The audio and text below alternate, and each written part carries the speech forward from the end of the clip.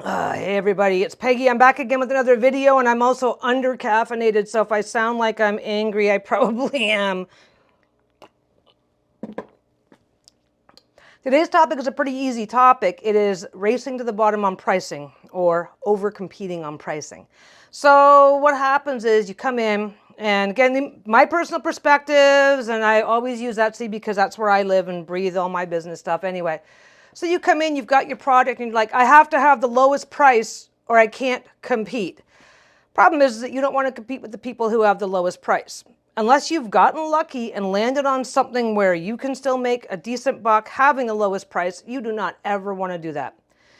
So let's talk about the hows and whys and whens of that. So 3 types of seller. There is hobbyists who can afford to sell for less. There are people who mass produce to an insane degree, or they mass produce. They've reached a stage where they can start buying everything in bulk, where maybe even they're hiring staff. They've got a good thing going that's grown and grown and grown and grown and grown. And they've probably been doing Etsy for like 8 to 10 years at a minimum. They're at such a high volume, the higher the volume, the lower the price can go. And then you've got your Alibaba sellers. Okay? You've got your people who buy in bulk from wherever, and they just resell it on the platform until hoping not to get caught. And they're buying it for pennies, so they can sell it for pennies, and they don't care. So 3 kinds of sellers. You don't want to be any of those guys, and you don't want to compete with those guys. Let them have the bottom of the barrel. And now I get it. Sometimes I'm out there bargain hunting because I know exactly what I want. And if I happen to find it, if I want or need a specific thing and I know exactly what I want, and I notice that somebody is selling it and you've got the lowest price, I'll probably buy it. That's great. That's fine. But who else? That's me occasionally. Okay? The people that are hanging around in this rock bottom basement that you're trying to compete with just to get noticed, they are the cheapest of the cheapskates. And we all joke around about being I'm a cheapskate when it comes to this, I'm a cheapskate when it comes to that. But this is where the people you really don't want selling to live. Because they'll buy it, they'll use it twice. They don't care if they break it because they know the rules. They'll make Etsy give them a refund. Like, these are the problematic people. The people that, when you race to the bottom, and I mentioned this in another video about avoiding scammers. When you race to the bottom on prices, you're putting that desperation bullseye on your back and will attract the wrong attention to begin with. And here's where it all just falls apart. So you're competing on prices. You're not making any fucking money. You're probably losing money. At the end of the day, when you do all your math, you're probably going to find out that you're losing money. Now you try to raise your prices. Oh, I've got repeat customers. I've got this. I've got that. I'm now in a good place where I can now finally just blossom and grow my business. Will these people follow you? Abso-fucking-lutely not. You're in the world's biggest mall. They're just going to move on to the next low bidder and take advantage of them until they decide to blossom, and then they'll just keep moving on. Don't compete on price. Do not compete on pricing. All you're doing is just do. You're ending up in the basement. Charge what you're worth. Charge what you're worth. Focus on quality. Focus on customer service. Focus on all those things that are going to attract into you the people that are actually looking for what you're selling and looking for the quality that you're offering and are willing to pay the price. And I don't mean like go way up here on prices just to be a snob about the whole deal, because that's gonna get you in trouble too. Stop competing by undercutting. I have seen so much of this. I see it every day.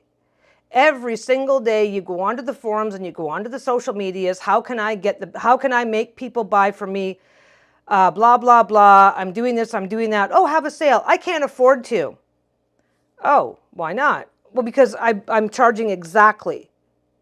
You know what I mean? Like, I have $3 in materials, so I charge $3 for my product. It's like, where's your profit? Oh, that'll come later once I've grown. It's like, no, it won't. It fucking won't. The people that are down here at the bottom, way down there in the fucking basement on prices, they're not going to start, they're going to go, I can get this for $1. Why would I pay you $3? I can get this for $3. Why would I pay you $5? You will be in an uphill battle just to make $1. from day one, and that battle will not end until you're fucking broke. Most people who compete like this, they don't stay. They do not stay. What you need to be doing is stopping this war to shoot yourself in the foot over and over and over and over and over again. You don't want to compete with Alibaba sellers. Nobody wants to compete with those idiots. Like, let them charge 5 cents for their fucking product, because they don't last either. They're not making any money. They're not making any money. And as soon as they get caught, they get taken down. Like, I mean, most of those shops, yeah, sometimes it takes a while for them to get caught, but they're not worth competing with. Why would you want to put time, energy, and effort into hand making unique, bespoke resin earrings and then charging $1 a pair because that's what the Alibaba asshole sells his cheap ones for? You know, with the toxic plastic that stinks. It's like, those guys don't stay in business. Those guys don't stay around for long. And when they do, they're not making any money at it. Like, I'll tell you that right now. They're not making money. Just the cost of shipping alone. Anyway, when you start doing this and going down to the bottom, and you can drag the entire market down with you. The entire market follows suit, because if 80% of sellers are fighting to offer $3, and your product is like, no, my product's a decent product, it's worth $25. This is what it's worth, and that's what I'm going to start charging. You might find that you're like double what the next lowest price is, because everybody's so busy competing that they're not doing anything. Anyway, this is a PSA for the entire freaking online selling community. Stop racing to the bottom on pricing. All you're doing is making it impossible for yourself and for the next guy to make a profit, dragging the entire market down. Well, okay. It depends on what's being sold. Your mileage may vary. Like, you might have a really cool thing that you happen to have the lowest price on. Abso-fucking-lutely. Keep it there as long as you can, because you'll get good business. But it's like, if I come along and I'm offering a similar price, share the market. Don't compete. There's 94 to 96 million buyers on Etsy. Plus, you can purchase as a guest. You can come in on Etsy and purchase as a guest without having to have an account. And this is just Etsy. So competing makes absolutely no sense. Find other ways to get your product out there. Find other ways to let people know that you have a product. Make sure you're already part of communities that have an interest in what you do. I mean, honestly, most people, like, I developed my product based on the interests of, I was already in the community, realized, oh, hey, well, this is a thing. Actually, well, there's the big, long story. I started making bags for my wife, and my wife is the one that goes, oh, well, just, you should sell your extras online. Okay, and that's how it happened, right? Stop trying to compete on pricing. People will compete on relevance. People will search based on relevance. And that's like, buyers are getting smarter to this. Buyers are starting to realize, oh, people are over competing on pricing to the point where they can't sell better than garbage because they can't make any money unless they are selling garbage. Because that's what ends up happening. The only way that you can continue to compete as the bottom price seller is to start cutting corners on your products, just start cutting corners in general, and start turning out crappier and crappier products until you finally crash and burn that way. That's the second thing that happens. So this isn't necessarily going to be a super long video. This is supposed to be a, just bend you over my knee and give you a good solid spank. Stop competing on pricing. Now, if you have a good price, all power to you. If you're a hobbyist and you're just looking to cover the cost of your materials, go for it. Mind you, if you're a hobbyist and you're looking for to cover the cost of your materials, be aware that if you raise your prices ever so slightly, you'll probably still get your price. It might just take a little longer to sell. If you're an Alibaba asshole, get the fuck off the platform. You're a fucking waste of time and you're not making any money. You're making what, 5 cents a sale? Eventually it's going to fall apart for you, and we're all going to fucking cheer when it happens. Anyway. So people race to the bottom on prices and they don't succeed. They do not succeed. They do not make any money. You do not raise your prices and have your market follow you. They don't. You don't build. When you are selling to the cheapest of the cheapskates, you do not build loyalty. What you do is you build sales for people who will just simply move on to the next lowest bidder the minute you're gone. The minute you're 5 cents over the price that they're willing to pay, they will walk away, and they'll walk away over pennies. I worked at a grocery store. There was these little old guys that used to come in every day, just picking up vegetables for the dinner, right? And they would come in and they would come to the front and they would say, "Is this 99 cents?" And I'd say, "Oh no, that's a dollar right now. So with the tax, it'll be $1.05 or whatever." "Oh, that's too much. I don't want it." They would put it down and they'd walk the fuck out, because when the cheapskates show up, and I don't know why these guys were cheap. Maybe it was just a hobby. Who knows? There was a couple of them that would do this regularly. They just walk out. They don't care. They don't have any brand loyalty. If their loyalty is to the lowest price, they certainly have no loyalty to you. If I am that cheap, I am not going to have any loyalty to you. It's that simple. No hard feelings. But if my only focus is to get a deal, you're not worth following the minute you raise your prices. And if your only focus is to get those sales by competing on pricing, you can't have a sale. So you cannot take advantage of other perks and programs to, okay, like Valentine's is coming up. Etsy's going to, if they haven't started it already, Etsy's going to have a thing. Oh, click this button, do a sale, and Etsy will promote you for the next Etsy will promote you for the next 3 or 4 weeks. So whenever somebody's looking for Valentine's stuff or whatever, right? You can't afford to do that if you're offering the lowest price. And if you do, you're losing money. Now I'm just getting my rant on. I've already said all that really needs to be said.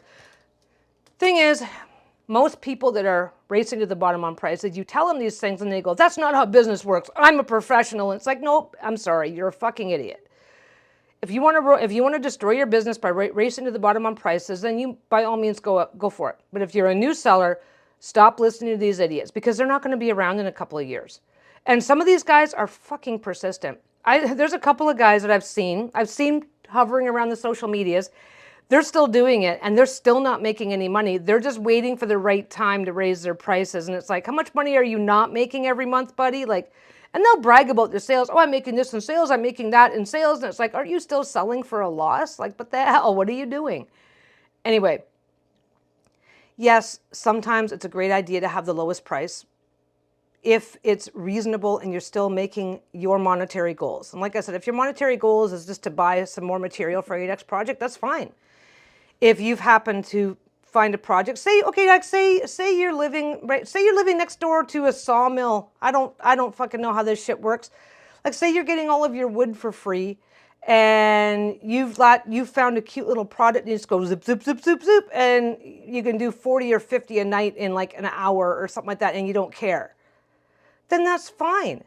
But that's fine for you. If you're making a profit if you are still profitable and happy with the results by having the lowest price, absolutely go for it. But if you are not happy, if you are not profitable, if it is not working for you at this price, then stop right now. Because the minute you raise your prices to be profitable, to be realistic, to meet these goals, those people that make you, "Oh, I make 500 sales a month." It's like, yeah, from the cheapest of the cheap. Those people are not going to follow you into a higher price point, period. And okay. Every now and again you get lucky, but I started off at a moderate price point that I could be proud of, that gets me, that makes my customers happy and still makes me some money.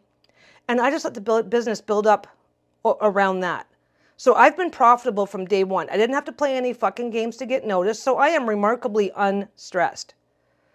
And the people that talk about all the stress that they are dealing with, just trying to keep their heads above water with their business and all that shit, they're doing this. They're the ones that are doing this, thinking that I told you the story about T-shirt guy. Go back and look to the video's titled "Two Cautionary Tales." Go look up T-shirt guy.